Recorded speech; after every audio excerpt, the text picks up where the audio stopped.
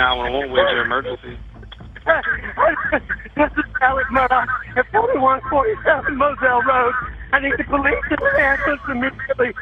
My wife and child have been shot badly. Okay, you said 4147 Moselle Road in Allison? Sir? You said 4147 Moselle Road in Allison? Yes, sir. 4147 Moselle Road. The voice belonged to Alex Murdaugh, a rich lawyer from South Carolina, calling on a hot summer night in 2021. His hands were shaking as he made that call. Two people he loved, his wife Maggie and his son Paul, were lying dead near their family's dog kennels. But this wasn't just any family. The Murdaughs were like kings in their small town. For almost 100 years, they were the lawyers everyone wanted. They lived in big houses, knew all the right people, and had more money than most could imagine. That night changed everything. At first, people felt sorry for Alex. He cried on TV and said he'd find who did this terrible thing. But then strange things started happening. Someone shot Alex, but he didn't die. He admitted he planned it himself. Then people found out he'd been stealing money, millions of dollars, from people who trusted him. The biggest shock came when the police said something nobody saw coming. They believed Alex himself had killed his wife and son. They said he did it to hide all his lies and the money he stole. In March 2023, after weeks in court, 12 regular people looked at all the proof and said Alex was guilty. The judge told him he would spend the rest of his life in prison. But there's more to this story: other deaths, missing money. How did a man who seemed to have everything end up losing it all? And what really happened on that summer night that turned a powerful family's world upside down? Hit that subscribe button, because you're about to hear the true story of how one of America's richest and most powerful families fell apart from the inside out. Let me take you back to where it all started, in a small town where everyone knew the Murdaugh name. The Murdaughs weren't just any family in Hampton County, South Carolina. They were the family. When Alex Murdaugh walked into a room, people noticed. His great-grandfather started it all in 1910, creating a law firm that grew so big it became known as the law itself in 5 counties. 3 generations of Murdaughs served as the top prosecutors, deciding who got charged with crimes and who walked free. But power has a way of making people think they can get away with anything. And Alex Murdaugh? He thought he could get away with everything. June 7th, 2021 started like any other hot summer day in South Carolina. Alex was at Moselle, their 1,700-acre family estate, with his wife Maggie and son Paul. The place was huge, perfect for hunting, with dog kennels, fishing ponds, and fields that seemed to go on forever. That evening, around 8:45 p.m., Alex called 911. He was crying, almost screaming. "I need the police and an ambulance right away. My wife and child have been shot badly." The police found Maggie and Paul by the dog kennels. Maggie was shot 5 times with a rifle. Paul's head was almost blown off by a shotgun. Alex told the police he'd been napping, that he only found them when he woke up. He cried. He hugged their bodies. He looked broken. But here's where things get weird. Paul's phone, which they found near his body, had a video on it. It was taken at 8:44 p.m., just 1 minute before Alex's 911 call. In that video, you can hear 3 voices: Paul, Maggie, and plot twist Alex himself. The same Alex who said he was napping. This wasn't just about 2 murders anymore. The police started looking deeper into Alex's life, and what they found was like opening Pandora's box. Money missing from his law firm, millions of dollars. Dead bodies from years ago suddenly needing new looks. A botched suicide attempt that wasn't really a suicide attempt at all. Remember Gloria Satterfield? She was the Murdaugh's housekeeper for 20 years.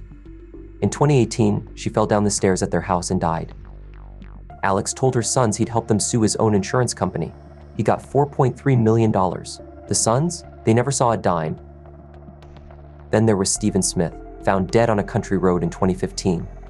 His death was called a hit and run, but rumors about the Murdaugh family's involvement never went away. And we can't forget the boat crash. In 2019, Paul Murdaugh, drunk and speeding, crashed his father's boat into a bridge. Mallory Beach, just 19 years old, was thrown from the boat. They found her body a week later. Alex spent a lot of time and money trying to make sure his son didn't take the blame. But the walls were closing in. The law firm had just caught Alex stealing money. The boat crash lawsuit was about to expose his financial records. His wife was asking questions about their money. His son Paul was facing jail time. And then, suddenly, they were both dead. The question wasn't just who killed Maggie and Paul anymore. It was how many secrets could one family keep? How many lives had to be destroyed to protect the Murdaugh name? And most importantly, what would happen when all those secrets finally came to light? Behind the perfect family photos and country club memberships, Alex Murdaugh was playing a dangerous game. Every morning, he'd put on his expensive suit, kiss his wife goodbye, and head to the family law firm PMPED Peters, Murdaugh, Parker, Eltsroth Detrick. But instead of helping people like he promised, he was stealing from them, one check at a time. Take Johnny Parker, a truck driver who got hurt in an accident. Alex won him a $1.3 million settlement. "Don't worry," Alex told Johnny, patting his shoulder. "I'll handle everything."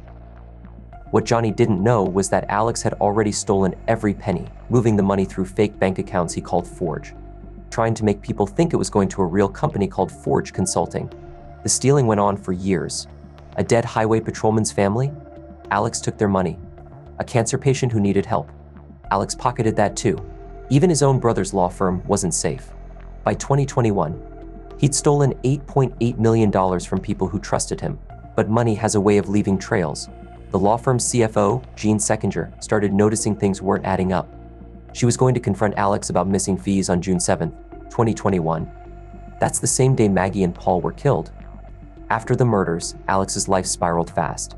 The law firm found a fake check on his desk. When they dug deeper, they found hundreds more. On September 3, 2021, they called him in. By the end of that meeting, Alex Murdaugh, the mighty lawyer from the powerful family, was fired from his own family's firm. 2 days later, something bizarre happened. Alex called 911 again. This time, he said someone shot him while he was changing a tire on a country road. The bullet just grazed his head. The whole state went looking for a phantom shooter. But that was a lie too. Alex had hired Curtis Eddie Smith, his former client and drug dealer, to shoot him in the head. Why? He wanted his surviving son Buster to get $10 million in life insurance. The plan failed. Smith's shot barely scratched him. That's when everything came crashing down. The police arrested Alex for insurance fraud. Reporters started digging into old cases. People who trusted Alex started asking where their money went. Every rock they turned over had another snake under it. Remember Gloria Satterfield, the housekeeper? Her sons hired lawyers who found out about Alex's theft. They sued. More victims came forward. The FBI got involved. State investigators reopened old death cases. Even Alex's own family stopped defending him. But here's the crazy part: all of this might have stayed hidden if Maggie and Paul hadn't been killed. Their deaths pulled the first thread that unraveled Alex's whole world. And as investigators followed the money, they started seeing something even darker. Alex wasn't just a thief. He was a killer who would do anything to keep his secrets buried. The papers called it the biggest scam by a lawyer in South Carolina history. But that wasn't the worst of Alex's crimes. Not by far. Because while stealing money was bad, what he did to cover it up was much, much worse. As police dug into the murders of Maggie and Paul Murdaugh, small details started painting a bigger picture. Alex claimed he was napping when they were killed, but Paul's phone told a different story. At 8:44 p.m., Paul took a video of a dog at the kennels. You can clearly hear three voices: Paul's, Maggie's, and Alex's. Post it. Get it. Hey, he's got a bird in his mouth. Hey, Bubba. Just 4 minutes later, both Paul and Maggie were dead. The weapons told their own story. Maggie was killed with a .300 blackout rifle, the same kind that went missing from the Murdaugh home. Paul was shot with a family shotgun. The killer knew where the guns were kept. They knew the family's schedule. They moved around Moselle like they owned the place. Then there were Alex's phone records.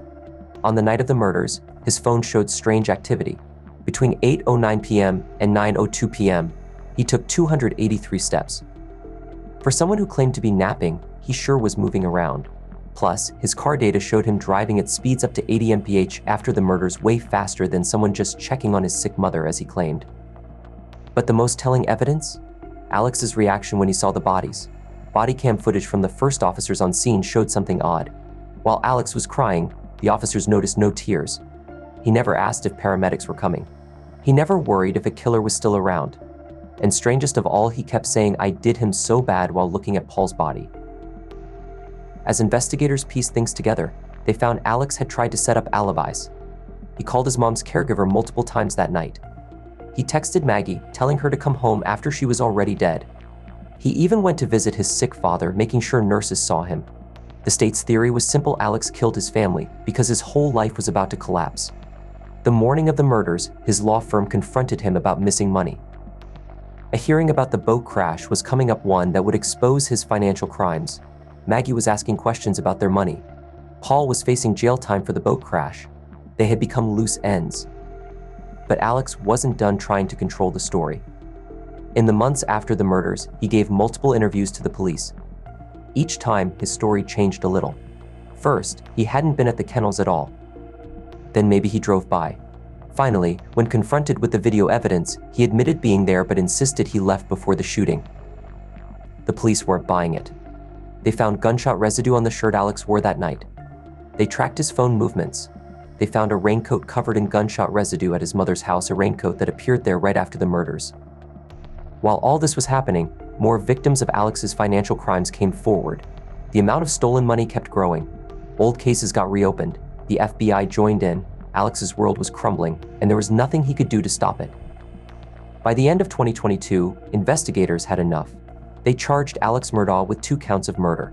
The man who once ruled the courtrooms of South Carolina was about to face his toughest trial yet, as a defendant fighting for his life.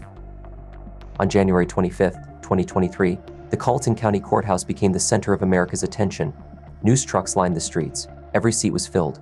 People waited in line from 5 a.m. just to get inside. Alex Murdaugh, once the king of these courtrooms, now sat at the defense table wearing a fresh haircut and a new suit paid for by his lawyers since he was now broke. The trial would last 6 weeks, but prosecutor Creighton Waters set the tone in his first 5 minutes. I'm going to tell you a story of a man who was living a life of lies. When those lies were about to be exposed, he killed his wife and son to buy himself some time. Day after day, new details emerged. The jury heard about Alex's drug addiction. He was spending up to $50,000 a week on opioids. They learned about his money problems. Bank records showed he was deep in debt, writing bounce checks and stealing from anyone who trusted him. Then came the kennel video. The courtroom went silent as Paul's voice played through the speakers. He was filming his friend's dog just minutes before his death.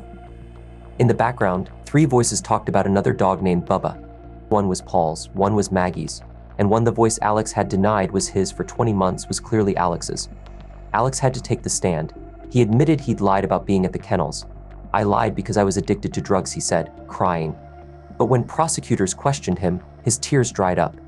He called his dead wife Mag's present tense as if she was still alive. He switched between anger and charm, just like he used to do in court when he was a lawyer. The evidence kept mounting. A blue raincoat found at Alex's mother's house, covered in gunshot residue. Cell phone data showing his movements that night. Strange calls to establish alibis. Missing weapons that matched the murder weapons. A shirt with high-velocity blood spatter. Video showing him changing clothes after the murders. But it wasn't just about the murders anymore. The jury heard from Alex's financial victims. Gloria Satterfield's sons, who never got their settlement money. A disabled man named Hakeem Pinkney, whose family Alex stole from after a car crash. Fellow lawyers who trusted Alex with client funds. The family of a highway patrolman who died, their settlement stolen. The defense tried everything. They said the killer must have been tall. The bullet angles suggested this. They claimed 2 shooters did it because of the different guns. They even suggested it might be linked to Paul's boat crash. But none of it stuck. What really hurt Alex was his own personality. He couldn't help showing off in court, correcting lawyers, making jokes, trying to charm the jury. But this wasn't his courtroom anymore. Now he was fighting for his life. The most powerful moment came when prosecutor Creighton Waters asked about Alex's last words to Paul. "I love you," Alex said he told his son that night. Waters paused, then asked quietly, "And you looked him in the eye and called him baby boy like you always did?" Alex said yes. Waters then played the kennel video one last time. Paul's last moments alive, his father there with him. "No, I love you, no baby boy, just everyday talk about dogs, then gunshots." After almost 6 weeks, it took the jury only 3 hours to reach their verdict. On March 2nd, 2023, they found Alex Murdaugh guilty of killing his wife and son. The judge gave him 2 life sentences, back to back. But even as Alex was led away in handcuffs, everyone knew this wasn't the end of the story. There were still unsolved deaths, missing millions, and a century of secrets waiting to come out. After 6 weeks of testimony, 70 witnesses, and dozens of shocking revelations, Alex Murdaugh went to prison. But his guilty verdict opened more doors than it closed. Life behind bars hit Alex hard. The man who once wore custom suits now wore prison orange. His $100 haircuts were replaced by prison clippers. His breakfast at country clubs turned into metal trays of jail food. From his cell at South Carolina's highest security prison, Alex kept saying he was innocent, at least of the murders. The stealing? that he finally admitted. On November 17, 2023, Alex stood in court again. This time, he pleaded guilty to 22 financial crimes. His voice was quiet as he admitted stealing $12.4 million. The judge gave him 27 years, not that it mattered much when he was already serving 2 life sentences. The victims finally got to speak.